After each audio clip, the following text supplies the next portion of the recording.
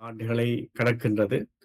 அந்த வகையிலே அதை பற்றி சிறிது நாங்கள் கலந்துரையாடலாம் என்று நினைக்கிறேன். ஏனென்று சொன்னால் 83ஆம் ஆண்டு அந்த இனப்படுகொலையின் பின்னர்தான் உங்களுடைய இயக்கம் உட்பட பல இயக்கங்களுக்கு முக்கியமான வகையிலே தமிழ் இளைஞர்கள் இணைந்து கொண்டார்கள். அந்த வகையிலே அந்த நேரத்திலே உங்களுடைய தனிப்பட்ட அனுபவம் எப்படியாக இருந்தது? அதாவது அந்த அந்த நிகழ்வு அந்த நடைபெற்ற அந்த படுகொலை சம்பவங்கள் மற்றும் தாக்குதல் சம்பவங்களிலே உங்களுக்கு ஏற்பட்ட தனிப்பட்ட அனுபவங்களும் அதன் பின்னரான தமிழ் இளைஞர்கள் உங்களுடைய இபிஆர் இயக்கத்திலே இணைந்தது சம்பந்தமாகவும் உங்களுக்கு குறிப்பிடக்கூடிய முக்கியமான சுவாரஸ்யமான விடயங்களை கூறுமாறு கேட்டுக்கொள்கிறேன். 83ஆம் ஆண்டுக்கு முன்பாக 77ஆம் ஆண்டு மிகப்பெரிய ஒரு இனப்படுகொலை நடைபெற்றது. அந்த 77ஆம் ஆண்டு இனப்படுகொலையில் கொழும்பில் இருந்து அல்லது தென்பகுதியில் இருந்து மக்கள் கப்பல் மூலம் யாழ்ப்பாணத்திற்கு அனுப்பப்பட்டார். அதே போல அந்த 77ஆம் ஆண்டு கலவரத்தை தொடர்ந்து பல்லாயிரக்கணக்கான மக்கள் வெளிநாடுகளுக்கும், இந்தியா உட்பட வெளிநாடுகளுக்கும் போனார்கள். 77ஆம் ஆண்டு கலவரத்தின் பொழுது வடக்கு கிழக்குக்கு மலையகத்திலிருந்தும் தென்பகுதியிலிருந்தும் வந்த வடகிழக்கை சொந்தமாக கொண்ட மக்களை தவிர ஏற்கனவே மலையகத்தை அல்லது அனுராதபுரம் மத்திய மாகாணங்கள் இருந்த தமிழ் மக்கள் நியாயமான அளவுக்கு இடம்பெயர்ந்து வடக்கு கிழக்குக்கு வந்தார்கள். ஆகவே 77ஆம் ஆண்டு எங்களுக்கு மிகப்பெரிய ஒரு வேலை இருந்தது என்று சொல்லி சொன்னால் அவர்களை வடக்கு கிழக்கில் குடியேற்றுவது. அந்த குடியேற்றத்தில் 2 முக்கியமான அமைப்புகள் வேலை செய்தன. ஒன்று TRRO, Tamil refugee rehabilitation organisation. Nithyananda, Kandasamy போன்றவர்கள் அது தலைமையில் நடந்தது. அவர்களுடன் இணைந்து நாங்கள் அந்த குடியேற்றங்களை நாங்களும் செய்து வந்தோம். அந்த நேரத்தில் தான் இயக்கம் சார்பாக அந்த நேரத்தில் ஈரோஸ் இயக்கத்தில் இருந்து நாங்கள் பயிற்சி முடித்துவிட்டு வந்திருந்த காலகட்டம். ஆகவே அந்த காலத்தில் நாங்கள் அவர்களை மீள் குடியேற்றுகின்ற வேலைகளை ஆரம்பித்து செய்து கொண்டிருந்தோம். அதே போல் காந்தியம் என்று இன்னும் ஒரு அமைப்பு இருந்தது. டாக்டர் ராஜசிங்கன் தலைமையிலான அவர் பின்பாடு உங்களுக்கு தெரியும், வெளிக்கடை சிறையில் அவர் கொலை செய்யப்பட்டது உங்களுக்கு தெரியும். ஆகவே அந்த காலகட்டம் என்பது அந்த ஆயிரக்கணக்காக வந்த மக்களை அவர்களுக்கான காணிகளை கொடுத்து அவர்களை மேல் குடியேற்றுவது, அவர்களுக்கான அடிப்படை கட்டுமான உதவிகளை செய்வது போன்ற பல நடவடிக்கைகளில் நாங்கள் ஈடுபட்டிருந்தோம். 81ஆம் ஆண்டு பிறகு 83ஆம் ஆண்டு கலவரம் இன்னும் பெரிய அளவில் நடைபெற்றது. அந்த 83ஆம் ஆண்டு கலவரம் நடைபெற்ற பொழுது நான் சென்னையில் இருந்தேன். ஆகவே அந்த நேரத்தில் அந்த கலவரத்துக்கு எதிராக அதுக்கு முன்பாக குட்டிமணி தங்கத்துறை ஆக்கள் சிறைச்சாலையில் வைத்து கொலை செய்யப்பட்டது போன்ற விடயங்கள் தொடர்பாக அப்பொழுது நான் சென்னையில் எமது கட்சி இயக்க நடவடிக்கைகளுக்கு அப்பால் நான் கல்லூரியில் படித்துக் கொண்டிருந்த காலகட்டம் அதுதான். ஆகவே எங்களுக்கு மிக பரந்த அளவில் இலங்கை தமிழ் மக்கள் மாத்திரமில்லை, இந்திய மாணவர்கள் எங்களுக்கு மிக பாரிய ஒத்துழைப்பு கொடுத்து மிக பிரம்மாண்டமான போராட்டங்களை சென்னையில் நடாத்தி கொண்டிருந்த காலகட்டம் அது. 83ஆம் ஆண்டும் கூட பல்லாயிரக்கணக்கான மக்கள் அகதிகளான பொழுதும் உடனடியாகவே தமிழ்நாடு மாணவர் மன்றம், அது எல்லா கல்லூரிகளையும் உள்ளடக்கிய மாணவர் மன்றம் சென்னையில் அண்ணா சாலையில் மிக பிரம்மாண்டமான போராட்டங்களை நடத்தினோம். அதற்கு அடிப்படையில் இருந்து நான் உட்பட இன்னும் பல மாணவர்கள் அதில் உதவியாக இருந்து அந்த வேலைகளை செய்திருந்தோம். ஆகவே அந்த காலகட்டத்தில் தான் அந்த விடயம் இன்னும் மிக பெருமளவில் தமிழ்நாட்டில் பெரிய தாக்கத்தை ஏற்படுத்தியது. தமிழ்நாட்டில் மிக பெரும் தாக்கத்தை ஏற்படுத்திய காலகட்டமாக நிச்சயமாக அந்த காலகட்டத்தை நாங்கள் குறிப்பிட முடியும். ஒட்டுமொத்தமான தமிழகமும் ஈழத்தமிழர்களுக்காக ஸ்ரீலங்கா அரசாங்கத்துக்கு எதிராக வெகுண்டெழுந்த காலம் அது. ஆகவே அந்த காலகட்டத்தில் நான் சென்னையில் நின்றவுடைய கூடுதலாக நான் அந்த காலகட்டத்தில் அங்கு நடந்த விடயங்களை தான் பேச முடியும். ஆனால் நிச்சயமாக இங்கிருந்த எங்களது தோழர்களும் அந்த நிலையில் இங்கே வந்திருந்தோர் தொடர்பாக பல்வேறுபட்ட காத்திரம் அவர்களை குடியேற்றுவதோ அவர்களுக்கான தேவையான உதவிகளை செய்வதோ போன்ற பல விடயங்களை செய்தார்கள். 77ஆம் ஆண்டு அந்த கப்பல்கள் யாழ்ப்பாணம் வந்த பொழுது அதில் உங்களுக்கு தெரியும் ஈரோசனுடைய முக்கியஸ்தராக இருந்த அருளர் என்பவரும் அந்த கப்பலில் வந்திருந்தார். அதுதான் அதனை வைத்துத்தான் அவர் லங்கா ராணி என்ற ஒரு புத்தகத்தையும் எழுதியிருந்தார். அருளர் எழுதின மிக பிரபல்யமான ஒரு புத்தகமாக லங்கா ராணி அந்த காலத்தில் விளங்கியது. இதுல ஒரு தகவலை உங்களுடன் கேட்டு தெளிவுபடுத்தலாம் நினைக்கிறேன். அந்த அருளர் தான் அந்த புலிகளுக்கும் இராணுவத்துக்கும் இடையிலான 2 இராணுவ வீரர்களை பரிமாற்றம் செய்யும் பொழுது ஒரு தரகராக இருந்த அந்த அருளர் அவர்தானே?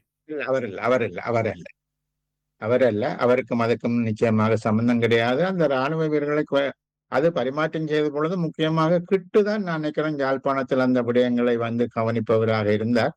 ஆனால் இயக்கத்தில் இருக்கவில்லை. இவர் ஒரு வர்த்தகராக இருந்தார். காங்கிரஸ் துறையை சேர்ந்த அருளர். அது நீங்க சொல்வது வேறு அருளர். இவருடைய சொந்த இடம். இவர் வந்து பிறப்பு வளர்ப்பால் அவர் உறவுத்துறையைச் சேர்ந்தவராக இருந்தாலும் அவர்களுடைய முழு வாழ்க்கையும் வவுனியாவில் கண்ணாட்டி என்ற பிரதேசத்தில் இருந்தது. அதுக்கு பிற்பாடு அவர் லும்பும்பா யூனிவர்சிட்டியில் அவர் ஒரு பொறியியலராக படித்து முடித்திருந்தார். பின்னர் லண்டனில் குடியேறி இருந்தார். லண்டனில் இருந்து அவர் பயிற்சிகளை லெபனானில் பாலஸ்தீன விடுதலை இயக்கத்திடம் முடித்துவிட்டு 77ஆம் ஆண்டுக்கு முன்பாகவே அவர் இலங்கை வந்துவிட்டார். இன்னும் சொல்ல போனால் உங்களுக்கு பாலஸ்தீன விடுதலை இயக்கத்தில் முதலாக போய் பயிற்சி எடுத்து வந்தவர் வந்து அருளர் என்று தான் நாங்கள் சொல்ல முடியும். அவர் ஈரோசனுடைய ஒரு முக்கியஸ்தராக ஈரோசனுடைய ஒரு ஆரம்ப கர்த்தாவாக இருந்தவர்கள். அவர் ஒரு முக்கியமானவர். ஆகவே அவர் அந்த லும்பும்பா பல்கலைக்கழகத்தில் தான் அவருடைய பொறியியல் படிப்பு இருந்தது. அதற்கு பிற்பாடு அவர் நிறைய ரிசர்ச், நிறைய ஆய்வுகள் செய்து the missing pages of Sri Lankan history என்ற என்னும் ஒரு புத்தகத்தில் இருந்தார். இல்லைன்னு சொல்லி சொன்னால் வந்து த ட்ரெடிஷனல் ஹோம்லேண்ட், அதுக்கு மறுபெயர் வந்து the traditional homeland of Sri Lankan Tamils என்று சொல்லி ஒரு மிகப்பெரிய ரிசர்ச் ஒர்க் கொண்டே அவர் செய்திருந்தார். அதே போல ஒரு எக்கானமி, பொருளாதாரம் பற்றியும் அவர் மிக ஒரு முக்கியமான ஒரு புத்தகத்தையும் அவர் எல்லா புத்தகங்களும் ஆங்கிலத்தில் தான், லங்காராணி தவிர ஏனைய புத்தகங்கள் ஆங்கிலத்தில் வெளிவந்திருந்தது. ஆகவே அதுகள்டையும் ஆகவே அவர்தான் அந்த ஆரம்ப இந்த நான் சொன்ன இந்த என்னென்னு சொல்லி சொல்றது 77ஆம் ஆண்டு இந்த விடயங்களுடன் நேரடியாக தொடர்பட்டு மீள் குடியேற்றங்கள் உட்பட்ட பல விஷயங்களுக்கு அவர் தான் முன்னணியில் நின்று எங்களுக்கு ஒரு வழிகாட்டியாகவும் செயற்பட்டவர் என்று கூற வேண்டும். ஆகவே 83ஆம் ஆண்டு அந்த 77ஆம் ஆண்டு அந்த ரங்காராணி கப்பல் வந்த அந்த விடயங்களையும் தமிழ் மக்களது அடக்குமுறைகள், ஒடுக்குமுறைகள், தமிழ் மக்கள் மத்தியில் இருந்த துன்பங்கள், துயரங்கள் எல்லாவற்றையும் வைத்துத்தான் அவரது அந்த புத்தகம் என்பதும் இருந்தது. அந்த புத்தகம் இப்ப உங்களுக்கு கிடைக்கலாம். அந்த புத்தகத்தில் அது ஒரு மிக முக்கியமான ஒரு புத்தகமாக அந்த காலத்தில் கருதப்பட்டது. அது ஒரு நாவல் தான், ஆனால் பல்வேறுபட்ட விஷயங்களை உள்ளடக்கிய நாவலாக அன்றைய காலகட்டத்தில் அது இருந்தது. அதற்கு பின்னர் 83ஆம் ஆண்டு பல இளைஞர்கள் தாங்களாக வந்து பல இயக்கங்களிலே சேர்ந்து கொண்டார்கள். அந்த வகையிலே உங்களுடைய இயக்கத்திலே வந்த இளைஞர்கள் எவ்வாறு இந்தியாவுக்கு, தமிழ்நாட்டுக்கு கொண்டு செல்லப்பட்டார்கள்? அங்கு எவ்வாறு அவர்களுக்கு ஒரு அறிவூட்டல் செய்யப்பட்டு எவ்வாறு இந்த இலங்கை அரசாங்கத்துக்கு எதிரான நடவடிக்கைக்கு தயார்படுத்தப்பட்டதையும் சுருக்கமாக சொல்லிக்கொண்டு நாங்கள் அடுத்த பகுதி போலாம் நினைக்கின்றேன். 83ஆம் ஆண்டுக்கு முன்னாக நான் சொன்னது போல 77ஆம் ஆண்டு இந்த கலவரம், 78ஆம் ஆண்டு உங்களுக்கு தெரியும் மட்டக்களப்பில் மிக பாரிய சூறாவளி ஒன்று ஏற்பட்டது. அந்த சூறாவளியால் மிக பாரதூரமாக மட்டக்களப்பு, அம்பாறை மாவட்டங்கள் பாதிக்கப்பட்டிருந்தது.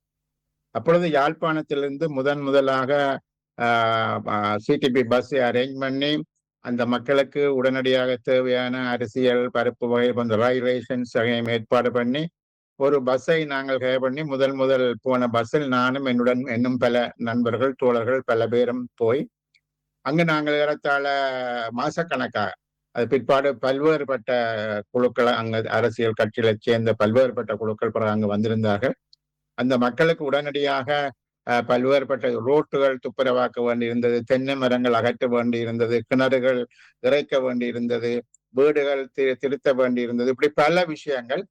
ஆகவே வடக்கிலிருந்து சென்ற வடக்கில் மாத்திரமில்லை, திருவோணமலை, யாழ்ப்பாணம், வவுனியா போன்ற இடங்கள் வந்து நூற்றுக்கணக்கான தொண்டர்கள் வந்து நின்று அந்த வேலைகளில் மட்டக்களப்பு இளைஞர்களும் எங்களுடன் சேர்ந்து கொண்டார்கள்.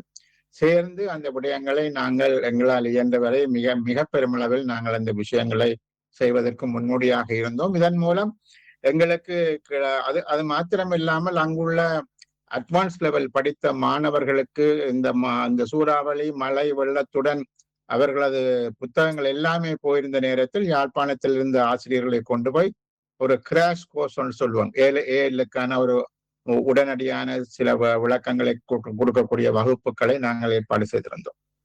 அதனூடாக அங்குள்ள இளைஞர்கள், அங்குள்ள மாணவர்கள் போன்ற பல பேருடனும் எங்களுக்கு நேரடியான தொடர்புகளும் ஏற்பட்டது அந்த சைக்ளோன் காலகட்டத்தில். இதே காலகட்டத்தில் தான் நாங்கள் general union of Eelam students, GUES என்று சொல்லுவோம், general union of Eelam students என்று ஒரு மாணவர் அமைப்பும் ஆரம்பிக்கப்பட்டிருந்தது. அந்த மாணவர் அமைப்பும் ஏற்கனவே வடக்கு மாநிலத்தில் ஆரம்பிக்கப்பட்டாலும் பிற்பாடு இந்த காலகட்டத்தில் அது கிழக்கு மாநிலத்துக்கும் விரிவாக்கப்பட்டு General union of Eelam Students என்பது முக்கியமான ஒரு மாணவர் அணியாக அன்றைய காலகட்டத்தில் இருந்தது. இன்னும் குறிப்பாக கூறுவதாக இருந்தால், உங்களுக்கு தமிழர் விடுதலை கூட்டணிக்கு இணையாக தமிழ் மாணவர்களின் கல்வி தொடர்பாக யாழ்ப்பாணம், உங்களுக்கு தெரியும், இன்றைக்கு அங்க இருக்கக்கூடிய யாழ்ப்பாணம் கல்ச்சரல் ஹால் இருந்த இடம் முன்னே ஓப்பனையா தியேட்டர் என்று சொல்வார்கள்.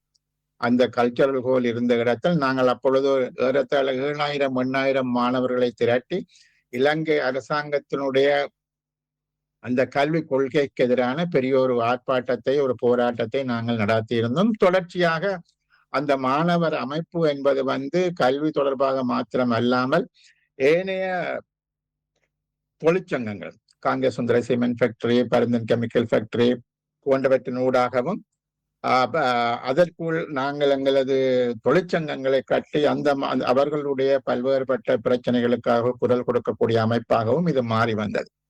ஆகவே தமிழ் மக்களினுடைய பல பிரச்சனைகளை கையாளக்கூடிய ஒரு அமைப்பாக அந்த அமைப்பு மாறி வந்த காலத்தில் தான் இந்த 83ஆம் ஆண்டு கலவரம் என்பதும் வந்தது. இந்த கலவரத்தை தொடர்ந்து இந்தியா உடனடியாகவே இலங்கை அரசு அதனை நிறுத்துவதற்கான பல முயற்சிகளை இலங்கை அரசாங்கத்துக்கு மேல் கொண்டு வந்தது. நரசிம்மராவோ போன்ற ஃபாரின் மினிஸ்டர் இங்கே இலங்கைக்கு அனுப்பப்பட்டார்கள். இலங்கை அரசாங்கத்திற்கு அது உடனடியாக நிறுத்த வேண்டிய நிர்பந்தங்கள் ஏற்பட்டது. அதனை தொடர்ந்துதான் உங்களுக்கு தெரியும், இந்திய அரசாங்கம் தமிழ் மக்களினுடைய பிரச்சனைகள் தீர்க்கப்பட வேண்டும், அவர்களுக்கான ஒரு சுயாட்சி கிடைக்கும். எந்த ஒரு காலகட்டத்திலும் திருமதி இந்திரா காந்தியோ அல்லது வேறு யாருமோ இந்திய தலைவர்கள் நாங்கள் ஈழத்துக்காக உங்களுக்கு உதவி செய்கிறோம் என்று எப்பொழுதும் கூறியது கிடையாது. ஆனால் இலங்கைக்கு ஒரு அழுத்தங்களை கொடுத்து தமிழ் மக்களுக்கு ஒரு சுயாட்சியை ஏற்படுத்தி கொடுக்க வேண்டும் என்ற அடிப்படையில் அதற்கான ஆயுத பயிற்சிகளை வழங்கினார்கள். பல்வேறுபட்ட அமைப்புகளுக்கும் இந்த பயிற்சிகள் வழங்கப்பட்டன என்பது உண்மை. அந்த நேரத்தில் தமிழகம் எங்களது ஒரு பின்தளமாக இருந்தது. எல்லோருமே ஒரு பயிற்சி, இந்திய அரசாங்கம் கொடுத்த பயிற்சி என்பதற்கு அப்பால் ஒவ்வொரு கட்சியிலும் தங்களது இளைஞர்களுக்கு தாங்களாக பயிற்சி கொடுத்ததும், தாங்களாக என்று கூறுகின்ற பொழுது ஏற்கனவே ரிட்டையர்டு ஆர்மி ஆபீஷியல்ஸ் அப்படியானவர்கள் ஊடாக அவர்களுக்கு தேவையான பல்வேறுபட்ட விதமான பயிற்சிகள் அவர்களுக்கு வழங்கப்பட்டது என்பதும், ஆயிரக்கணக்கான இளைஞர்கள் அது இபிஆர் லெவலையோ, டெலோவிலையோ, விடுதலை புலிகளிலேயோ, புலோட்லையோ, இந்த ஈரோஸ்லையோ இருக்கக்கூடிய அவைதான் முக்கியமான அமைப்புகளாக இருந்தது. ஆகவே அதற்குள்ளால் அந்த பயிற்சிகள் நடைபெற்றது என்பது மாத்திரமல்ல, அதனை தொடர்ந்துதான் இலங்கையிலும் இலங்கை அரசாங்கத்திற்கினுடைய இராணுவ நடவடிக்கைகளுக்கு எதிராக ஒரு பதில் நடவடிக்கைகளை மேற்கொள்ளக்கூடிய ஒரு நிலைமையும் 83ஆம் ஆண்டு கலவரங்களுக்கு பிற்பாடுதான் ஏற்பட்டது. இதுல ஈரோஸ்ல இருந்த நீங்கள் எவ்வாறு பின்னர் எப்பொழுது இபிஆர்ல இயக்கம் என்று ஆரம்பிக்கப்பட்டது, அதாவது என்ன காரணத்துக்காக ஆரம்பிக்கப்பட்டதை அறிந்து கொள்ள முடியும்? அது உங்களுக்கு 79ஆம் ஆண்டு ஈரோஸுக்கும் இபிஆர்லவுக்கும் இடையில் ஏற்பட்ட சில முரண்பாடுகள் என்று சொன்னால், எங்களது ஈரோஸினுடைய தலைமை என்பது இங்கிலாந்தில் இருந்தது. ஆகவே இங்கிலாந்தில் தலைமை இருந்து கொண்டு ஈழத்தில் இருக்கக்கூடியவர்களுக்கான ஒரு வழிகாட்டுதல்களை கொடுப்பதில் நிறையவே சங்கடங்களும் இடையூறுகளும் இருந்தது. உதாரணத்துக்கு நானோ அல்லது தோழர் பத்மநாபாவோ போன்றவர்கள் எல்லாம் இங்கிலாந்தில் கல்வி கற்க சென்று பின்னர் ஈழத்துக்கு இந்த போராட்டங்களுக்காக திரும்பி வந்தவர்கள். ஆகவே அப்படி நாங்கள் இருக்கின்ற பொழுது நாங்கள் இலங்கையில் பல்வேறுபட்ட நடவடிக்கை, நான் ஏற்கனவே சொன்னது போன்று அது மாணவர் மன்றங்களை உருவாக்குவது, ட்ரேட் யூனியன்ஸை உருவாக்குவது, அரசியல் கல்விகளை புகட்டுவது, மக்களை பொலிட்டிசைஸ் பண்ணுவது போன்ற பல நடவடிக்கைகள் நாங்கள் செய்து கொண்டு போகின்ற பொழுது அதனை கைட் பண்ணுவதற்கு, அதுக்கு அடுத்த கட்டத்தை நகர்த்துவதற்கு, அதற்கான தலைமைத்துவத்தை கொடுப்பதற்கான வேலைகளை செய்வதற்கு போன்ற விஷயங்களில் தலைமைத்துவம் பின்னின்றது என்ற ஒரு ஒரு என்னென்னு சொல்லி சொல்றது ஒரு விமர்சனமோ குற்றச்சாட்டுக்களோ அந்த காலகட்டத்தில் மிக பெருமளவில் இருந்தது. அது தொடர்பாக நாங்கள் 79ஆம் ஆண்டு நம்புகின்றேன் சென்னையில் தலைமைத்துவம் லண்டன்ல இருந்து சென்னைக்கு வந்து கூடி பேசி பல நாட்கள் பேசப்பட்டு அந்த பேச்சுவார்த்தையில் சரியான முடிவுகள் எட்டப்படாமையின் காரணமாக அதில் இருந்த பல பேர் அதை விட்டு ஈரோஸை விட்டு ஒதுங்க வேண்டி வந்ததன் அடிப்படையில் தான் பிற்பாடு திரு பத்மநாபா அவர்களும் நானும் இணைந்து ஈழமக்கள் புரட்சிகர விடுதலை முன்னணியை உருவாக்கினோம். அந்த நேரத்தில் நாங்கள் இருவர் மாத்திரமல்ல, இன்னும் பல பேர் இங்கிலாந்தில் எங்களுடன் இருந்த ஆரம்பத்தில் எங்களுடன் இருந்த பலர் இங்கிலாந்திலும் சரி, இலங்கையில் மட்டக்களப்பு, திருகோணமலை, யாழ்ப்பாணம் போன்ற இடங்களிலும் சரி, இன்னும் பல தோழர்கள் அவர்கள் இன்றும் இருக்கிறார்கள். அவர்கள் எல்லோரும் இணைந்து நாங்கள் இந்த ஈழமக்கள் புரட்சிகர விடுதலை முன்னணி, அந்த விடுதலை முன்னணியுடைய ஒரு அங்கமாக பின்னர் இந்த ஈழமானவர் பொதுமன்றமும் இருந்தது, ஜெனரல் யூனியன் ஆஃப் ஈழம் ஸ்டூடெண்ட்ஸும் இருந்தது. ஆகவே அவ்வாறுதான் அது தோற்றுவிக்கப்பட்டது. அதே காலகட்டத்தில் சில உங்களுக்கு தெரியும் தானே, ஒரு இடதுசாரி கட்சிகளுக்குள் வரக்கூடிய சில ஐடியாலஜிக்கல் டிஃபரன்சஸ் என்று நாங்கள் சொல்லுவோமே, அப்படியான சில பிரச்சனைகளையும் அது உண்மையாகவே இல்லாத பொழுதும் அவ்வாறு இருப்பதாக அவர்கள் கருதி கொண்டதும் அந்த பிரச்சனைகளுக்கு ஒரு காரணமாக இருந்தது என்று நான் கருதுகின்றேன். அப்படியானால் அந்த 79ஆம் ஆண்டு EPRLF இயக்கம் தொடங்கப்பட்ட பொழுது இருந்த உறுப்பினர்களே நீங்கள் மட்டும்தான் இப்பொழுது அரசியலில் இருக்கிறீர்கள் எடுத்துக்கொள்ளலாம். அப்படி அரசியல் இருக்கிறேன், இன்னும் ஒரு சிலர் உயிரோடு இருக்கிறார்கள், ஆனால் அரசியல் இருப்பது நான் தான். சரி, அந்த 83ஆம் ஆண்டு சிறை படுகொலை, அதற்கு ஒரு சதி கோட்பாடு பற்றியும் சில இணையதளங்களிலே பேச்சுக்கள் அடிபட்டன.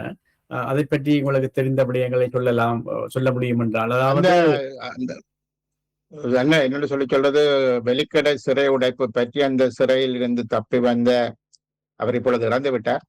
நாங்கள் தோழர் சோமு என்று அழைக்கக்கூடிய ஜெயக்கொடி என்பவர் ஒரு புத்தகம் வெளியிட்டிருக்கிறார். அந்த புத்தகத்தினுடைய பிரதியில் இப்பொழுது உங்களிடம் இருக்கிறது. ஆகவே எவ்வாறு அந்த சிறை உடைப்பு நடைபெற்றது என்பதும், ஏற்கனவே வெலிக்கடையில் எவ்வாறு தாங்கள் தாக்கப்பட்டோம், எவ்வாறு தாங்கள் மட்டக்களப்பு சிறைக்கு மாற்றப்பட்டோம், மட்டக்களப்பு சிறையில் இருந்து எவ்வாறு தப்பி வந்தோம் என்று சொன்ன விஷயங்களை உள்ளடக்கினதாக அந்த ஒரு சிறிய புத்தகம் தான் அந்த புத்தகம் இருக்கிறது. அதில் அவர் தெளிவாக சொல்லியிருக்கிறார். உங்களுக்கு தெரியும், அந்த நேரத்தில் அங்கு பரந்தன் ராஜன் என்று சொல்லக்கூடியவர் உட்பட மற்றவர் நினைக்கிறேன் பனாகுள மகேஸ்வரன், டக்ளஸ் தேவானந்தா, நான் சொன்ன ஜெயக்கொடி உட்பட வரதராஜ பெருமாள், இவர்கள் உட்பட பல பேர் அங்கு உள்ளுக்கு இருந்தார்கள் என்பது. அது உள்ளுக்கு இருந்தது மாத்திரமல்ல, வெளியில் இருந்தும் உள்ளுக்கு இருந்தும் அந்த சிறை உடைப்புக்கான உபாயங்கள் தீர்க்கப்பட்டது. மன்னிக்கவும், நீங்கள் சொல்லுவது மட்டக்களப்பு சிறை உடைப்பு சொல்றீர்களா அல்லது வெளிக்கடை சிறை சொல்றீர்களா? வெளிக்கடை சிறையில் அவர்கள் உங்களுக்கு தெரியும், அவர்கள் அடித்து நொறுக்கப்பட்டு பல பேர் கொலை செய்யப்பட்டதுக்கு பிற்பாடு அங்கிருந்து இவர்கள் மட்டக்களப்புக்கு மாற்றப்பட்டார்கள். அதாவது வரதராஜ பெருமாள், டக்ளஸ் தேவானந்தா, பரந்தன் ராஜன் போன்ற பல பேர் அங்கிருந்து இங்கு மாற்றப்பட்டார்கள். மாற்றப்பட்டதுக்கு பிற்பாடுதான் மட்டக்களப்பில் தான் சிறை உடைப்பு நடைபெற்றது. வெளிக்கடையில் சிறை படுகொலை தான் நடைபெற்றது. அந்த படுகொலைக்கு அதுதான் குட்டிமணி தங்குத்துறை போன்றோர் கொலை செய்யப்பட்டார். அதுக்கு முன்பாக அது 2 நாட்கள் அது நடைபெற்றது. ஆகவே அந்த சிறை உடைப்பில் அது வெளியில் இருக்கக்கூடிய EPRLF முக்கியஸ்தர்களும் உள்ளுக்கு இருக்கக்கூடிய EPRLF அங்கு ஏற்கனவே புலட்டில் இருந்தவர்கள் நாஞ்சன பரந்தன் ராஜன் போன்றோரும் இருந்தார்கள். இவர்கள் எல்லோரும் இணைந்துதான் அதனை செய்து முடித்தார்கள். ஆகவே அந்த சிறை உடைப்பில் பல பேர் அது அந்த சிறை உடைப்பு பிற்பாடு எல்லோரும் சேஃபாக பாதுகாப்பாக இந்தியாவுக்கு கொண்டு வரப்பட்டார்கள். அதுக்கு எங்களுக்கு ஒரு வாரம் 10 நாள் போல ஆனது. அந்த சிறை உடைப்பை தொடர்ந்து அவர்களை வடக்கு மாகாணத்துக்கு கொண்டு வந்து அப்புறம் அங்கிருந்து அவர்களை இந்தியா கொண்டு வருவது போன்ற அது ஒரு தொடர் நடவடிக்கையாக அது இருந்தது. அந்த விஷயங்கள் அப்பொழுது செய்யப்பட்டது. சரி, அடுத்தபடியாக நாங்கள் தற்போதைய விடயங்களுக்கு வருவோமானால், கடந்த வாரம் தமிழ் பேசும் கட்சிகள் 6 கட்சிகள் சேர்ந்து ஒரு தளம் அல்லது பிளாட்ஃபார்ம்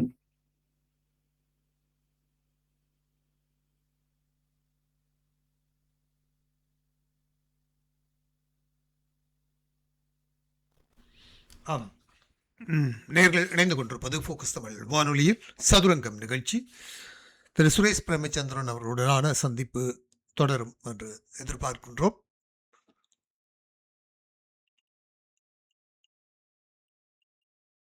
அந்த விடயம், அதாவது அருளர் என்பவர் பிரபல பாடகி மாயாவுடைய தந்தையார். ஆமாம், லண்டனில் தன் காலமானார் என்று நம்புகிறேன். லண்டனா கொலம்பியா தெரியவில்லை, காலமானதாக எனக்கு ஞாபகம். அவர் ஈரோஸ் இயக்கத்தின் ஒரு முக்கியமான பிரமுகர், ஆரம்ப கால தொடங்கியவர் என்று கூட சொல்லலாம், தொடக்க காலம் இருந்தவர் என்று சொல்லலாம். சுரேஷ் பிரேமச்சந்திரன் அவர்கள் சொன்னது போல அந்த லங்காராணி புத்தகம் கூட ஒரு பிரபலமான புத்தகமாகத்தான் இருந்தது என்று நம்புகிறேன். நேர்கள் உடனான இந்த சந்திப்பு அரங்கத்தை நாங்கள் தொடரலாம் என்று எதிர்பார்க்கிறேன். சுரேஷ் பிரேமச்சந்திரனுடைய இணைப்புகள் கிடைத்ததும் நாம் தொடர்ச்சியாக சமகால அரசியல் நிலவரங்கள் தொடர்பாக பேசக்கூடியதாக இருக்கும் என எதிர்பார்க்கிறோம். அவருடைய அழைப்பு, நான் நினைக்கிறேன் மின்சார பிரச்சனையோ தெரியவில்லை. தொடர்ச்சியாக இணையலாம், அல்லது ஒரு சிறிய விளம்பர இடைவெளி எடுத்துக்கொள்வோமா ராஜ்?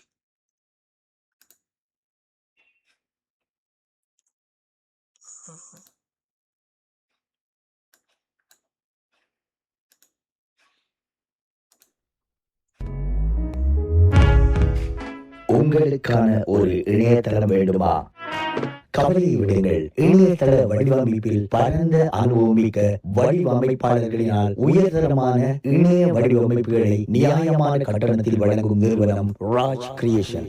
வியாபாரம், கல்வி, வானொலி, செய்தி, தனியார் இணையம், உங்கள் எண்ணம் எதுவோ அதை செயலாக்கிக் கொள்ள அணுக வேண்டிய நிறுவனம் ராஜ் கிரியேஷன். உங்கள் எண்ணங்களை எம்மோடு பேசுங்கள், அவற்றை முழுமையாக செயல்படுத்த நாம் தயார். டொமைன், சேவர் முதல் வடிவமைப்பு வரை அனைத்தையும் செய்து தர மேலதிக விவரங்களுக்கு வாட்ஸ்அப், வைபர், இமோ ஆகியவற்றால் தொடர்பு கொள்ளலாம். தொலைபேசி இலக்கம் 009454353370 அல்லது rajcreation.lk. நினைவில் வைத்திருங்கள், ராஜ் கிரியேஷன்.lk.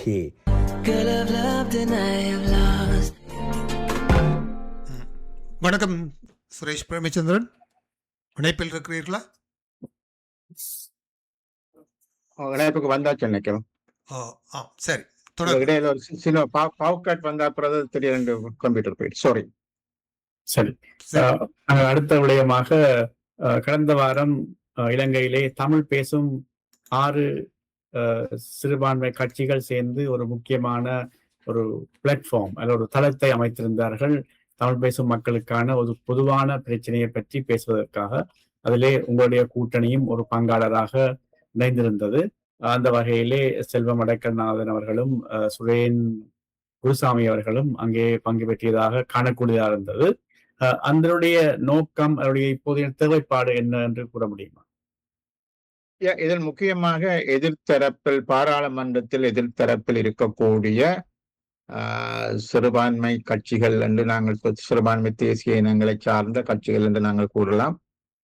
மலையக தமிழ் மக்கள், முஸ்லிம் மக்கள், வடகிழக்கு தமிழ் மக்களை பிரதிநிதித்துவப்படுத்தக்கூடிய 6 கட்சிகள். இன்றைய அரசாங்கம் இந்த கட்சிகள் முன்வைக்கின்ற பல்வேறுபட்ட விடயங்கள் தொடர்பாக மௌனம் சாதிப்பதாகவும், இல்லை என்றால் அவர்களது தேவைகள் பூர்த்தி செய்யப்படாததாகவும் இருக்கின்ற என்ற ஒரு நிலவரம் இருந்து கொண்டிருக்கிறது. இந்த மலையகத்தில் ஏற்பட்ட ரித்வா புயலுக்கு பிற்பாடு மலையக தமிழ் மக்களினுடைய நிலைமைகள் இன்னும் மோசமாக இருக்கிறது. அவை சரியான முறையில் கவனிக்கப்படவில்லை.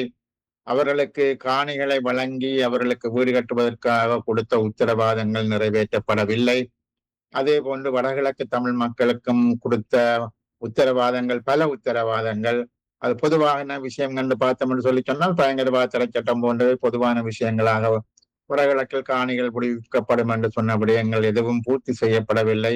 அப்படியான ஒரு நிலையில் நாங்கள் ஒன்று சேர்ந்து இவற்றுக்காக குரல் கொடுக்க வேண்டும் என்பதும், குறிப்பாக மாகாண சபை தேர்தலை உடனடியாக நடாத்துவதற்கு நாங்கள் இணைந்து குரல் கொடுக்க வேண்டும் என்பதும், இந்த இணைந்த கட்சியினர் பாராளுமன்றத்தில் ஏறத்தாழ 22 ஆசனங்களை கொண்டிருக்கின்றார்கள். இலங்கையில் ஏறத்தாழ 25% மக்களை பிரதிநிதித்துவப்படுத்துபவர்களாகவும் இருக்கின்றார்கள். ஆகவே அந்த வகையில் அவர்கள் எடுக்கக்கூடிய முடிவுகள் அதற்கு இலங்கை அரசாங்கம் செவி சாய்க்குமா சாய்க்காதா என்பதை நாங்கள் பொறுத்திருந்து பார்க்க வேண்டும். என்று சொல்லி சொன்னால் ஒரு வலுவான சக்தியாக ஒரு 25% மக்களை பிரதிநிதித்துவப்படுத்துபவர்களாக அவர்களுடைய பிரதிநிதிகளாக இருக்கக்கூடியவர்கள் முன்வைக்கக்கூடிய கோரிக்கைகளை எவ்வளவு தூரம் அரசாங்கம் கருத்தில் கொள்ளப் போகிறது என்பது எதிர்காலத்தில் தான் தெரியும்.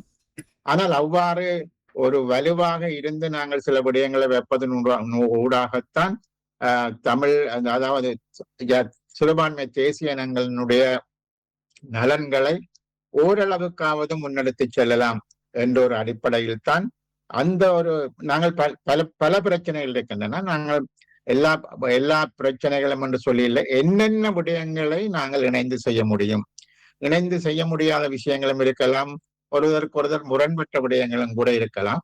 ஆனா என்னென்ன விடயங்களை இணைந்து செய்ய முடியும்? மாகாண சபை தேர்தலுக்கு நாங்கள் இணைந்து குரல் கொடுக்க முடியும். உச்சபட்சமான அதிகார பகிர்வை கொண்ட ஒரு புதிய யாப்புக்காக நாங்கள் குரல் கொடுக்க முடியும். அதே போல எல்லா இடங்களிலும் வடகிழக்கு மாத்திரமல்ல, மலைய மக்களுக்கான காணி பிரச்சனைகள் இருக்கிறது, முஸ்லிம் மக்களுக்கான காணி பிரச்சனைகள் இருக்கிறது. இன்னும் குறிப்பாக சொல்வதாக இருந்தால் கிழக்கு மாகாணத்தில் பல இடங்கள் அது முஸ்லிம் மக்கள், உதாரணத்துக்கு திருவண்ணாமலை மாவட்டத்தில் இருக்கக்கூடிய ஒரு பிரதேசம் குச்சவளை பிரதேச சபையில் நீங்க பாத்தீங்கன்னு சொன்னா 28 புத்த கோயில்கள் கிட்டப்படுகிறது. அது முஸ்லிம் மக்கள் சரிவாக வாழக்கூடிய பிரதேசம், முஸ்லிம் மக்களும் தமிழ் மக்களும் வாழக்கூடிய பிரதேசம். அங்கு சிங்கள மக்கள் ஒரு வீதம் கூட இல்லை. அவ்வாறான சூழ்நிலையில் அங்கு 28 புத்த கோயில்கள் கட்டுவது மாத்திரமல்ல, அந்த கோயில்களை சுற்றி வர உள்ள காணிகள் பறிமுதல் செய்யப்படுகிறது போன்ற பல பிரச்சனைகள் முஸ்லிம் மக்களுக்கும் இருக்கிறது. ஆகவே இந்த பொதுவான விடயங்களை மையமாக வைத்து அரசாங்கத்திற்கு இவை தொடர்பாக அரசாங்கம் காத்திரமான முடிவுகளை எடுக்க வேண்டும் என்பதை வலியுறுத்துவதன் முகமாகத்தான் இந்த தளம் உருவாக்கப்பட்டது. நீங்கள் சரியாக குறிப்பிட்டீர்கள், இது ஒரு போரம், இது ஒரு தளம், இது ஒரு அலையன்ஸ் அல்ல, இது ஒரு கூட்டணியோ இது ஒரு கூட்டமைப்போ கிடையாது. தேர்தல் வருகின்ற பொழுது இவர்கள் தங்களது தேவைகளுக்கு ஏற்ப அவர்கள் வேறு வேறு வேறு வேறு விதமாக தங்களது தேர்தல் வியூகங்களை அமைத்துக் கொள்வார்கள். ஆகவே எங்களுக்கு அந்த தேர்தலுக்கும் இதற்கும் சம்பந்தம் இல்லை. இது ஒரு தேர்தல் கூட்டணியும் அல்ல, மாறாக இந்த பொது பிரச்சனைகளை கையாள்வதற்கான ஒரு வலுவான தளம் எங்களுக்கு தேவைப்பட்டது என்று சொன்ன அடிப்படையில் தான் இது உருவாக்கப்பட்டிருக்கிறது. சரி, இந்த நீங்கள் சொல்லும் பொழுது 25 விதமான மக்களை பிரதிநிதித்துவப்படுத்தக்கூடிய விதமாக என்று சொல்லியிருந்தீர்கள். அப்படி பார்க்கும் பொழுது 3 தரப்புகளை நீங்கள் தவிர்த்து விட்டீர்கள். அதாவது ஒரு சுயேட்சை குழு மற்றும் 2 அரசியல் கட்சிகள். இதை தவிர்ப்பதற்கான காரணம் தற்செயலாக நடைபெற்றது. நீங்க பேர்களை சொல்லுங்க, யாராக்கள்? அகில இலங்கை தமிழ் காங்கிரஸ் மற்றும் தொழிலாளர் கட்சி, காதர் மஸ்தான் தலைமையிலான தொழிலாளர் கட்சி, அர்ஜுனா ராமநாதன் தலைமையிலான சுயேட்சை குழு. அர்ஜுனா ராமநாதனை கொண்டு போய் அந்த அதையும் அங்கேயும் ஒரு தரம் பேசப்படாம பண்றதுதான் நோக்கமாக இருந்தால் அவரை கொண்டு போகலாம். என்னோட சொன்னா அவர் எங்க போனாலும் யாரையும் பேச விட மாட்டார், அதை குழப்பற ஒரு ஆளாத்தான் இருப்பார். ஆகவே அது கவனத்தில் எடுக்கப்பட வேண்டிய ஒரு விடயம் என்று நான் கருதவில்லை.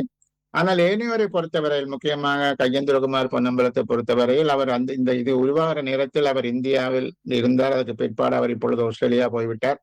ஆகவே அவர்கள் இவர்களுடன் இணங்கி வருவார்களாக இருந்தால் அது வரவேற்கக்கூடிய விஷயம். அவரை வரவேற்பதற்கும் தயாராகத்தான் இருக்கின்றார். அவரை ஒதுக்கிவிட வேண்டும் என்று சொன்ன இந்த நோக்கங்களும் அதில் இருக்கவில்லை. காதர் மஸ்தான் அவர் ஒரு பெயருக்கு ஒரு கட்சியை வைத்திருக்கிறார். ஆனா உங்களுக்கு தெரியும், மன்னார் வவுனியா போன்ற பிரதேசங்களில் முக்கியமாக முஸ்லிம் காங்கிரசும் ரிசார்ட் பதியுதீன் அவர்கள் தலைமையிலான அவரது கட்சியும் ரெண்டும் ஒரு பலமான கட்சிகளாக இருக்கிறது. காதர் மஸ்தான் உண்மையாகவே அவர் அரசாங்கத்துக்கு சார்பான ஒருவராக தொடர்ந்து இருந்து வருகிறார் என்பதும் ஒரு முக்கியமான விடயம்.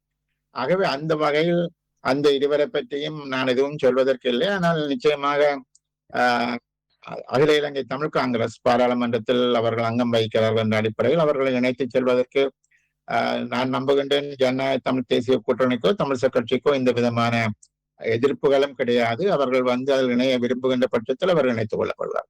சரி, இதிலே பாராளுமன்றத்தை பிரதிநிதித்துவப்படுத்தக்கூடிய கட்சிகளை மட்டும் இணைத்துக் கொள்வதற்கான காரணம் என்ன என்று அறிய முடியுமா?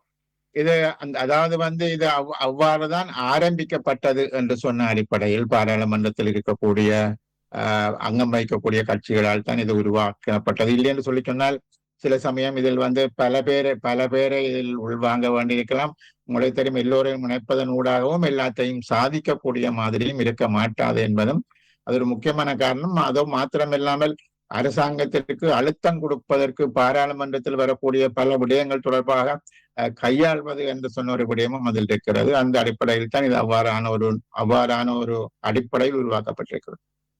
சரி, நீங்கள் மற்றும் அன்று செய்தியாளர் மாநாட்டிலே சுமந்திரன் அவர்களும் கூட 3 முக்கியமான விடயங்களை வரிசைப்படுத்தி சொல்லியிருந்தீர்கள். ஆனால் இதற்கு எதிராக அல்லது அதற்கு மாறாக கடந்த வாரம் நடைபெற்ற ஒரு செவ்வியிலே கஜேந்திரகுமார் பொன்னம்பலம் அவர்கள் 3-4 விடயங்களை சொல்லியிருந்தார். அதுல முதலாவது விடயமாக அவர் சொன்ன விடயம், உங்களுடைய அந்த தளத்திலே இணைந்த கட்சிகளுக்கான இணக்கப்பாடானது முதலாவது இணக்கப்பாடு என்னவென்று சொன்னால், தனித்தனியாக இருக்கும் கட்சிகள், அதாவது முஸ்லிம் காங்கிரஸ், மக்கள் காங்கிரஸ் மற்றும் ஜீவன் தொண்டமான் தலைமையிலான கட்சி, மாணவர் கட்சி தலைமையிலான கட்சிகளுடைய பாராளுமன்ற உறுப்பினர்களுக்கு சபாநாயகர் தங்களுக்கான தனி கட்சி அடையாளத்தை உறுதிப்படுத்த வேண்டும் என்றதான் முதலாவது கோரிக்கை இணக்கப்பாடாக இருந்ததாக சொல்லியிருந்தார். அதன் பின்னர் தான் ஏனைய விடயங்களை வரிசைப்படுத்தியிருந்தார். அப்படியான ஏதாவது ஒரு இணக்கப்பாடு அல்லது கோரிக்கை வைப்பதற்கான ஒரு விடயம் பேசப்பட்டதாக ஏதாவது அறியக்கூடிய? அப்படியான என்னை பொறுத்தவரை அப்படியான விஷயங்கள் எதுவும் நிச்சயமாக அப்படியான ஒரு பிரச்சனை, அதாவது அவர்கள் தங்களுக்கான தனிப்பட்ட விடயங்கள் வேணும் என்று சொன்னால் தனிப்பட்ட முறையில் அவர்கள் சபாநாயகரை சந்தித்து பேசுவது என்பது வேறு பிரச்சனை. உதாரணத்துக்கு அனோ கணேசன் அவர்களும் ஒரு கூட்டு முன்னணியில் தான் இருக்கின்றார். செல்வம் அடைக்கல்நாதன் அவர்களும் ஒரு கூட்டு முன்னணியில் தான் இருக்கின்றார். ஆகவே அதே மாதிரி சில முஸ்லிம் காங்கிரசும் யாரும் சில பேரை சேர்த்து வைத்துக் கொண்டும் இருக்கலாம், எனக்கு தெரியாது. ஆகவே அந்த வகையில் அப்படியான ஒரு பிரச்சனை அல்ல இது. நாங்க அவர்களுடைய பத்திரிகையாளர் மாநாட்டை நீங்கள் பார்த்திருப்பீர்களாக இருந்தால் நிச்சயமாக அவர்களும் வலியுறுத்திய விடயங்கள் இந்த விடயங்களாகத்தான் இருந்ததை தவிர, நீங்கள் சொல்கின்ற விடயம் சபாநாயகரை சந்திப்பது, தங்களது கட்சிகளுக்கு தனித்துவமான இடத்தை கோருவது, அதாவது அந்தந்த கட்சிகளினுடைய பிரச்சனை, அது இதில் பேச வேண்டும் என்ற பிரச்சனை இல்லை. அப்படி ஒரு பிரச்சனை யாருக்காவது இருந்தால் அவர்கள் தனிப்பட்ட முறையில் சபாநாயகருடன் பேசிக்கொள்ளலாம். இதற்குள் அதனை கொண்டு வர வேண்டும் என்ற விஷயம் அல்ல. அது இதுக்குள் ஒரு பிரச்சனையாக வரவும் இல்லை. சரி, அவர் சொன்ன அந்த பேட்டியிலே சொன்ன விடயத்திலே முதலாவது விடயமாக இந்த விடயம்தான் அங்கே இணக்கப்பாடு பெறப்பட்டதாகவும், 2வது விடயமாகத்தான் ஏக்கிய ராஜ்ய, 3வது விடயமாக 13வது திருத்த சட்டம் என்று வரிசைப்படுத்தியிருந்தார்.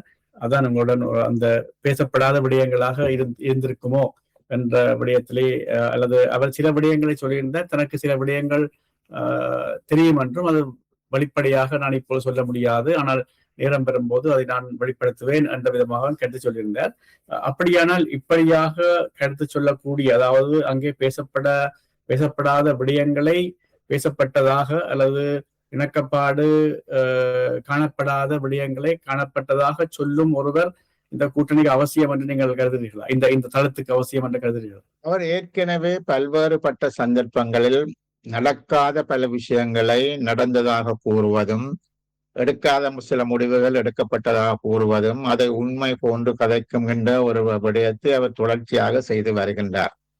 ஆகவே அவர் பத்திரிகையாளருக்கு சொல்லுவது எல்லாமே உண்மையான 100% உண்மையான செயற்பாடுகள் என்று நான் சொல்ல மாட்டேன். உதாரணத்துக்கு சுரேஷ் பிரேமச்சந்திரன் தொடர்பாகவும் நான் சொல்லாத பல விஷயங்களை நான் சொன்னதாக குறிப்பிட்டு சொல்லுவார். அதுக்கு பழந்தோம்புகளை எல்லாத்தையும் அவர் சொல்லக்கூடிய விஷயத்தையும் நான் பார்த்திருக்கிறேன். ஆகவே அவர் விரும்பினால் எங்களுடைய நோக்கம் இந்த தளத்தினூடாக செய்யக்கூடிய விடயங்களை மாத்திரம்தான் நாங்கள் பேச முடியுமே தவிர, இந்த தளத்துக்குள் முரண்பாடுகள் இருக்கக்கூடிய விஷயங்களை பேசுவதில் எந்த அர்த்தமும் கிடையாது. இந்த தளம் ஒன்றும் நிரந்தரமான தளம் அல்ல. இந்த தளம் என்னை பொறுத்தவரையில் ஒரு சிறிது காலத்துக்கு இருக்கக்கூடிய ஒரு தற்காலிகமான தளம்தான். அது எந்த தேர்தல் வந்தாலும் இந்த தளத்தில் இருக்கக்கூடியவர்கள் தங்களது வேறு வேறு கூட்டுக்களாகவோ வேறு தனிப்பட்ட கட்சிகளாகவோ போகக்கூடும். ஆகவே இது ஒரு தற்காலிகமான ஏற்பாடு. அது 6 மாசம் தாங்குமா, 1 வருஷம் இருக்குமா என்பது அது சொல்ல முடியாது. அது நாட்டினுடைய அரசியல் நிலவரங்களை பொறுத்தது. ஆகவே அந்த வகையில் இவர்களுடன் இப்பொழுது இவர்கள் பேசியிருக்கக்கூடிய இந்த 3 விஷயத்திலேயும் இவர்களுக்குள் உடன்பாடு இருக்கிறது. தமிழிசை கட்சி, டிடிஎன்ஏ, உங்களுக்கு முஸ்லிம் காங்கிரஸ், மக்கள் காங்கிரஸ், அதே போன்ற நிறைய கட்சிகள் எல்லாற்றும் மத்தியிலும் இதற்கான ஐக்கியம், இதற்கான ஒற்றுமை, இதற்கான ஒருமித்த சிந்தனை இருக்கிறது. ஆகவே அதனைத்தான் நாங்கள் உடனடியாக செய்ய முடியும். இதில் முக்கியமானது ஏக்கராட்சி என்ற பேச்சுக்கு இங்கு எந்த விதமான யாரும் பேசவும் இல்லை.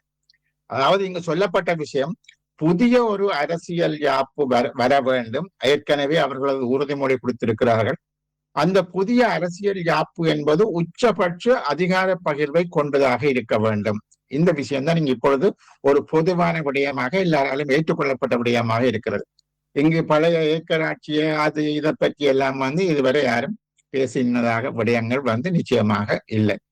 இதுல முதன்மைப்படுகின்ற விடயமாக இருப்பது மாகாண சபை தேர்தலை உடனடியாக நடத்த வேண்டும் என்பதுதான் முதன்மையான விடயமாக இருக்கிறது.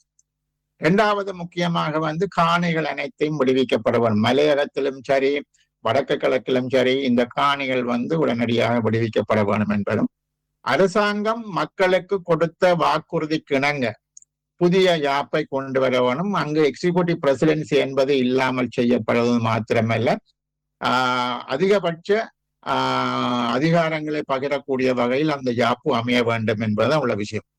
ஆகவே அந்த யாப்பு வருகிற பொழுது அது பெடரல் கண்டென்ட்டை கொண்டது இருக்க போகுதா அல்லது வேற மாதிரி இருக்க போகிறதா, இது நாங்கள் இதுக்கு இயலுமாக இருந்தால் இந்த சிறுபான்மை கட்சிகளுக்குள் அதற்கு ஒற்றுமைப்பாடு வரும் என்று சொல்லி சொன்னால் நாங்கள் அதை பேச முடியும்.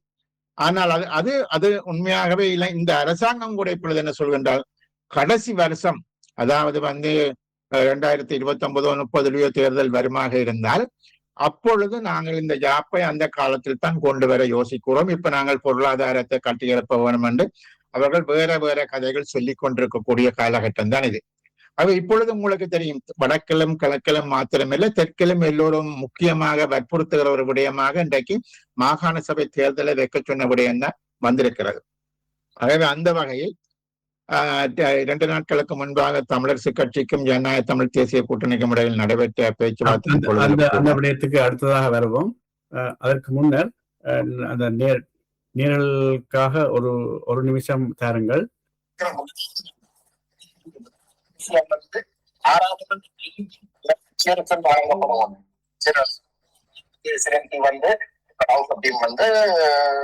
எஸ்ஏபியுடைய பாராளுமன்ற உறுப்பினர், அவர் எஸ்என்சியுடைய பாராளுமன்ற உறுப்பினர் இல்லை.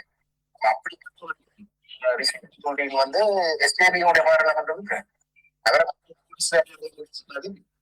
அப்ப இந்த கட்சிகளுக்கு ஒரு தனித்துவமாக பாராளுமன்றத்திலே ஒரு தனித்துவத்தை கொடுக்கணும். எஸ்என்சியாகவும் ஸ்ரீலங்கா மக்கள் காங்கிரஸாகவும் அங்கீகரிக்க ஓடும் அந்த மாதிரியான ஒரு கூட்டம். சிடபிள்யூசி யூஎன்பி பாராளுமன்றம், பாராளுமன்றம் தனியாக தங்களோட கட்சியோட பெயர்ல பாராளுமன்றத்தில் அங்கீகரிக்க ஓடும் தங்களோட முதலாவது கூட்டம். சரி, இரண்டாவது ஐக்கிய ராஜ்ய கட்சியில கொண்டு கேட்கவில்லையா? இதுல ஒன்றுமே எனக்கு விளங்க இல்லை. அது விட்டு வருகிறது எனக்கு ஒன்றும் விளங்க இல்லை. சரி, ஓகே. இதுதான் அந்த கஜேந்திரகுமார் சொன்னதை நான் நேரலுக்கு நான் சொல்வது உறுதிப்படுத்துவதற்காக நான் அதை தெரிவித்திருந்தேன்.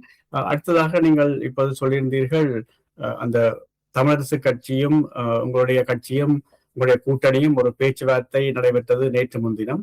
அதிலே என்ன நோக்கத்துக்காக அந்த பேச்சுவார்த்தை நடைபெற்றது? அங்கே என்ன இணக்கப்பாடுகள் ஏதாவது காணப்பட்டதா என்பதை பற்றி கூற முடியும்? இது உங்களுக்கு தெரியும், நாங்கள் கடந்த ஒரு 4 மாசங்களாக தமிழரசு கட்சியும் ஜனநாயக தமிழ் தேசிய கூட்டணியும் ஒரு மாதாந்தம் சந்திப்பது என்ற ஒரு அடிப்படையில் நாங்கள் மாதாந்தம் சந்தித்து வருகிறோம். பொது விடயங்களில் நாங்கள் ஒன்றாக செயற்படுவது, அது நீங்க இப்போ நாங்கள் பேசுகிறது போல காணிகளை விடுவிப்பது. இப்போ உங்களுக்கு தெரியும், உங்களுக்கு வவுனியா மாவட்டத்தில் ஒரு புதிய குளத்தை கட்டுவதற்கான முயற்சிகளுக்கு எதிராக நாங்கள் ஒன்றாக இணைந்து போராடி இருக்கிறோம். இப்படி என்னென்ன விடயங்களில் நாங்கள் பொதுவான விடயங்களில் ஒன்றுபட்டு செயற்பட முடியுமோ அந்த விடயங்களில் ஒன்றுபட்டு செயற்படுவது என்பது அந்த முடிவுக்கிணங்க நாங்கள் மாதாந்தம் ஒரு சந்தித்து வருகின்றோம். அதன் பிரகாரம் நேற்றைய முன்தினமும் ஒரு சந்திப்பு நிகழ்ந்தது.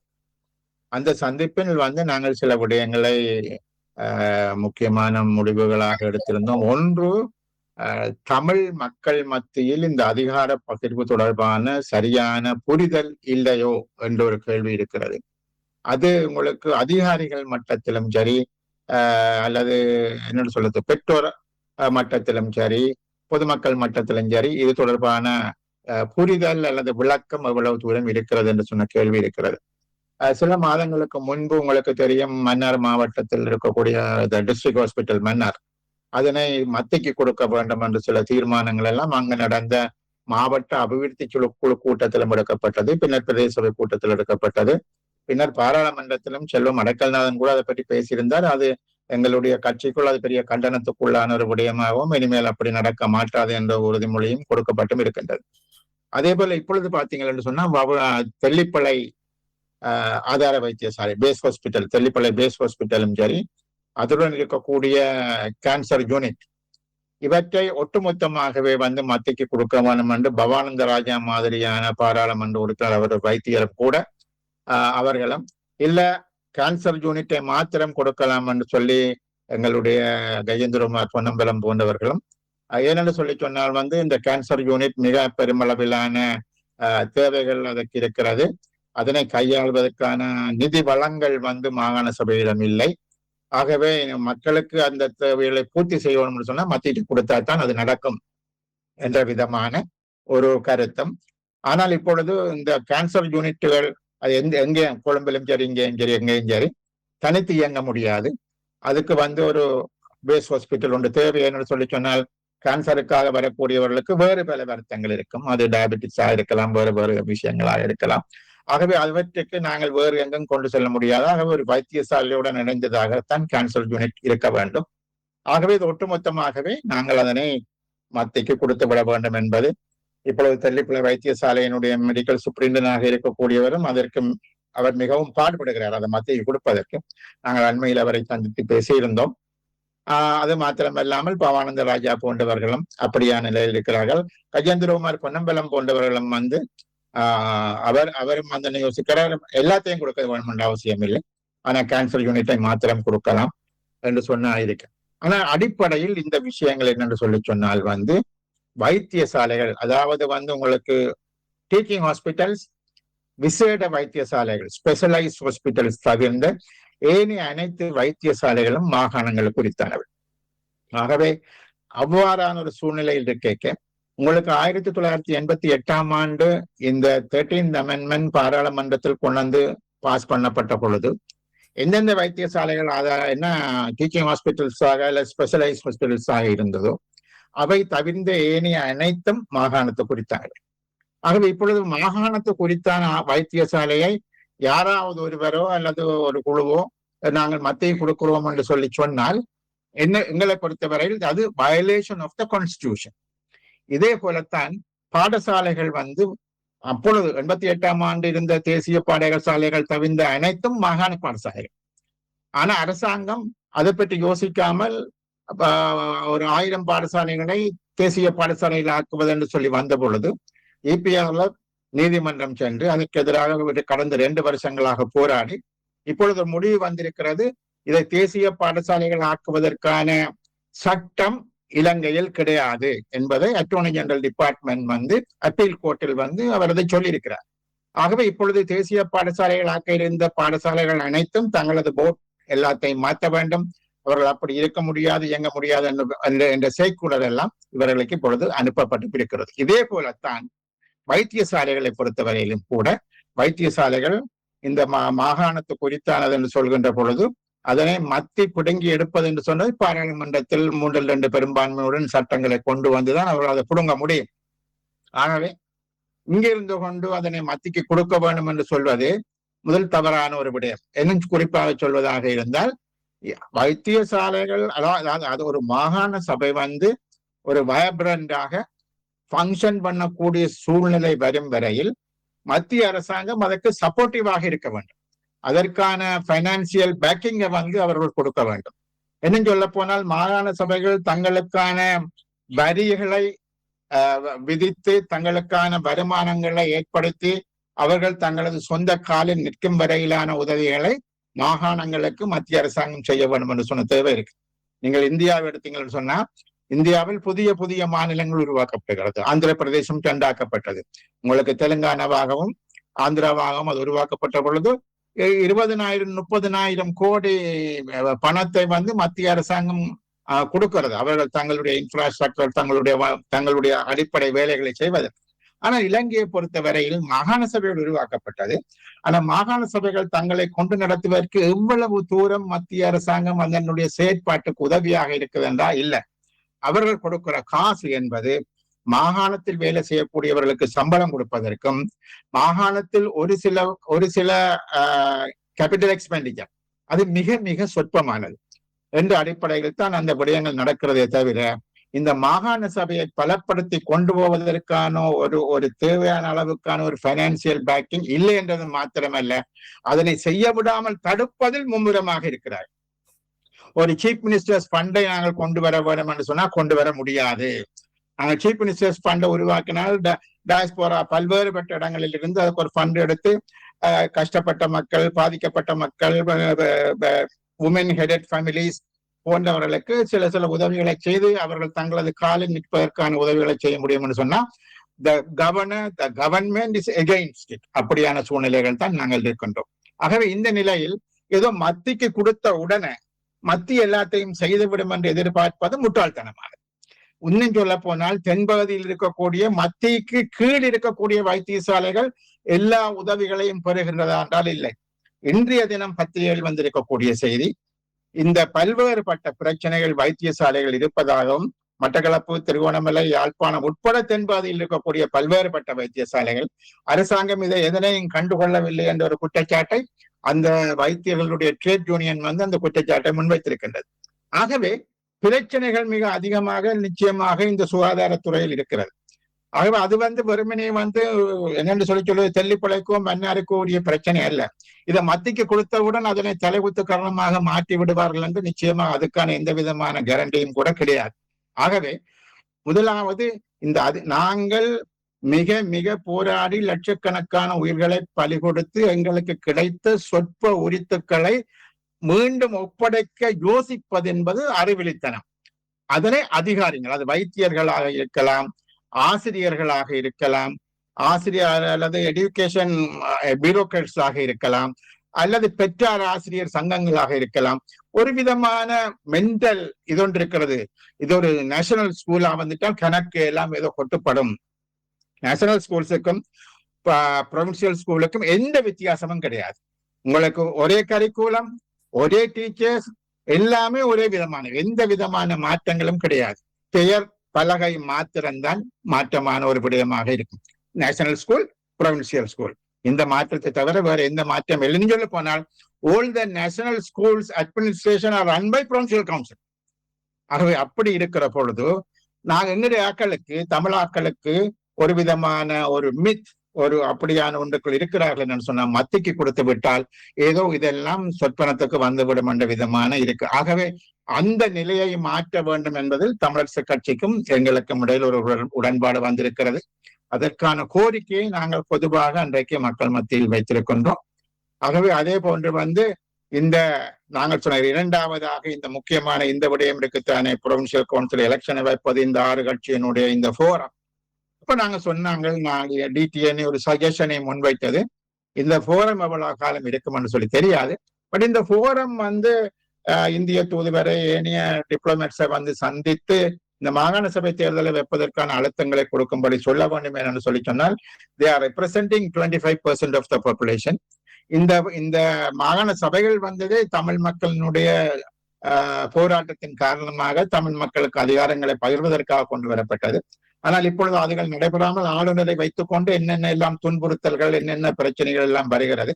ஆகவே இதனை டிப்ளமேட்ஸுக்கு இதுவரை காலமும் நாங்கள் விளங்கப்படுத்தி வந்தோம். இது இப்பொழுது இந்த ஒரு தளம் உருவாக்கப்பட்டிருக்கிறது. இதுல மலையகம், முஸ்லிம், ஈழத்தமிழர் எல்லோரும் இணைந்திருப்பதனால் அதனை கொஞ்சம் காத்திரமாக செய்யுமாறு ஒரு கோரிக்கையை முன்வைத்தோம். அது ஏற்றுக்கொள்ளப்பட்டிருக்கிறது. அது அந்த தளத்தில் அந்த விடயங்களும் பேசப்படும் என்று சொன்ன சூழ்நிலையும் இருக்கிறது.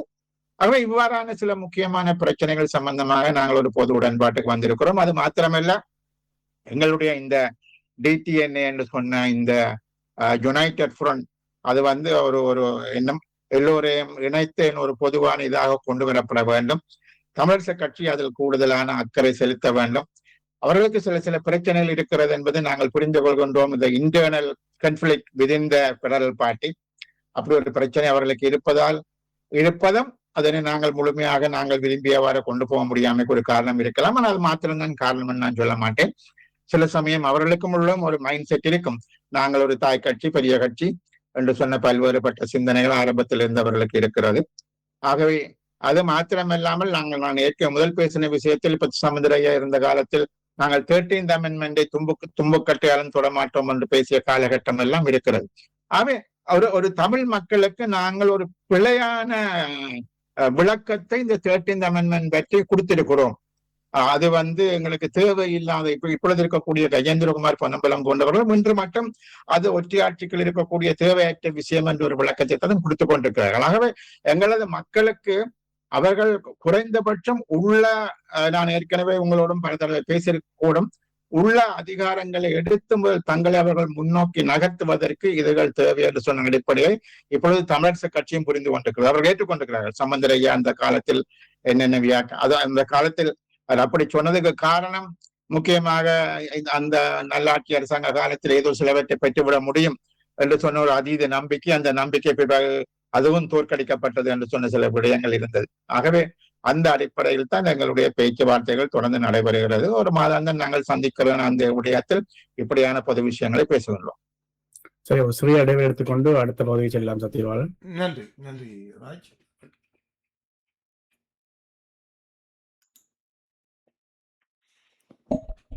நேர்கள் இணைந்து கொண்டிருப்பது போக்கஸ் தமிழ் வானொலியில் சதுரங்கம் நிகழ்ச்சி.